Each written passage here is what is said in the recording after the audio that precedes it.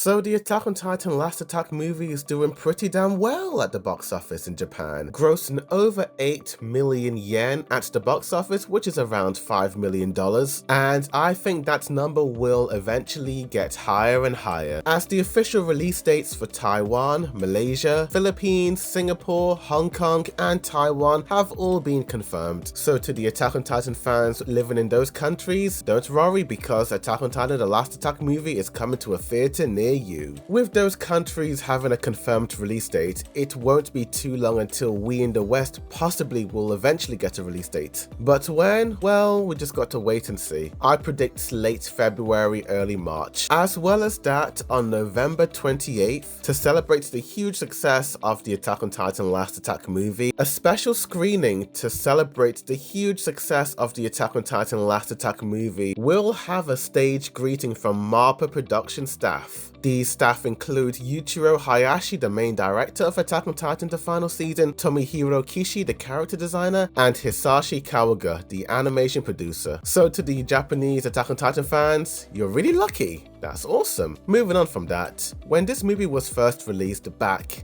on November 8th, the film got a perfect 10 out of 10 on IMDB, and that's pretty awesome. It's great seeing the ending getting the love and praise it deserves, but sadly, some other fans don't quite agree with that. In fact, ever since the release date of this movie, this film has been getting reviewed bombed like crazy on IMDb. A couple of days ago, it was at a 9.5 and now it's dropped to a 9.3. And bloody hell mates, look at the 1-star rating compared to all the other ratings. That is insane. Now, I don't want to accuse a certain fan base of review bombing this, as it's not the first time that AOT has been review bombed by certain anime fans.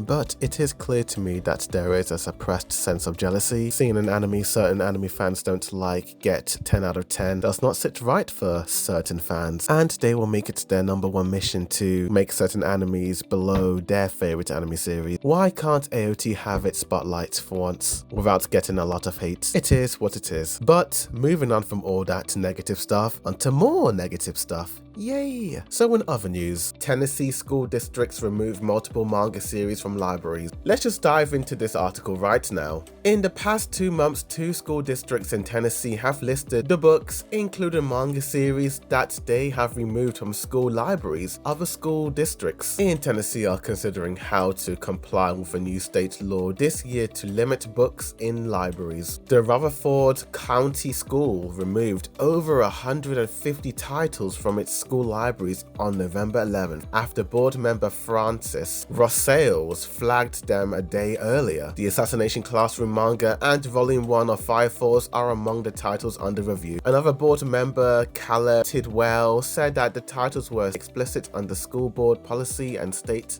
obscenity laws. During a September board meeting, one of Tidwell's supporters for banning the books said that they contained graphic material. The removal follows an earlier list of banned books from Tidwell in February, which contained 35 books not part of the district's curriculum, but available in the libraries. The district has 60 days to review the books before deciding to return them to libraries or permanently ban them. Another school district in Tennessee, Wilson County Schools, listed on October 24th about 400 titles that it has removed from school libraries. The list includes the following titles: Jujutsu Kaisen Case Closed, JoJo's Bizarre Adventure, Bungo's Stray Dogs, Fist of the North Star, The Tempest Manga Shakespeare, My Hero Academia Vigilantes, Volumes 1 and 3, Vampire Knight, Parasite Volumes 1 to 8, Rosario plus Vampire, Attack on Titan all volumes and sub-series, Tokyo Ghoul, The Promised Neverland, Blue Exorcist, Durarara Volume 2, Bloom Into You, Soul Eater,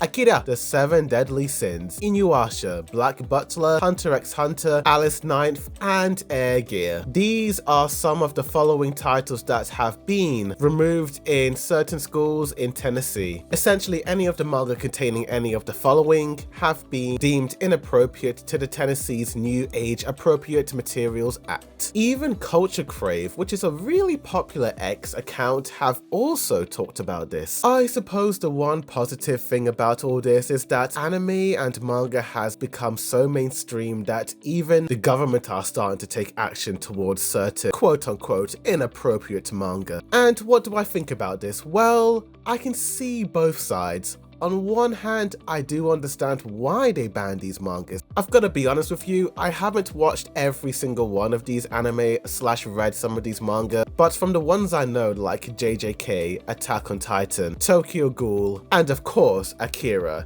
these series are quite graphic in content. And if some of these manga are actually being displayed in school libraries, especially elementary schools, then yes, by all means ban them, because what is a 10-year-old doing reading some of these really graphic manga series? I mean, Attack on Titan Chapter 1, bloody hell mate. It will traumatize the poor child, dude. I do believe that Attack on Titan and Tokyo Ghoul and Akira are without a doubt the most graphic manga series in my opinion, especially if we're talking about elementary school here. If I'm gonna be honest with you, I do feel like My Hero Academia might be the only series on this list which might be deemed okay, but I do feel like 12 and over should be reading it, not anyone under the age of 12. If you're showing this in high school or middle school, then that is no good, in my opinion. However, on the other hand, I do feel like this is a little bit extreme in my opinion. I mean, think about this, the fact that some of these school board members have so much passion and rage to ban some of these manga series. Where is the same passion that comes from real world issues? I mean, banning manga series? Really? Is that going to really stop kids from reading some of these series? This is not going to stop anyone from reading these series in high school. I mean, come on, if we're talking 2008, then I probably can see this being effective, but my gosh, we're living in 2024. We are living in the golden age of the internet and social media. Kids can just go on Amazon Prime, they can go on Crunchyroll, heck, they can go on YouTube and TikTok reading some of these manga series. They don't even have to go on an official website to read some of these content. It's all there, free on their fingertips. So mate, what are you guys even going to achieve doing this? Like I said before, I just feel like this is pretty much exposing a bigger issue that these guys are more focused on and putting more effort into banning certain things, which is just fiction, whereas they should be putting more effort into actually solving big issues within high school, middle school and elementary school. And you know what? I'm not the only one who thinks this. Overall, while I do feel like yes, some of these manga series shouldn't be shown to a 10-year-old in elementary school, kids are still going to read this online. Plus, I do feel like some of these school board members need to be focusing on real world issues, how to help the children go into school and how to make them feel safe and well loved and all that jazz. But that's how I feel about it. What do you think of this? Tell me in the comments down below. Like this video, subscribe for more anime videos. Thank you for watching. A boy dude of you signing out.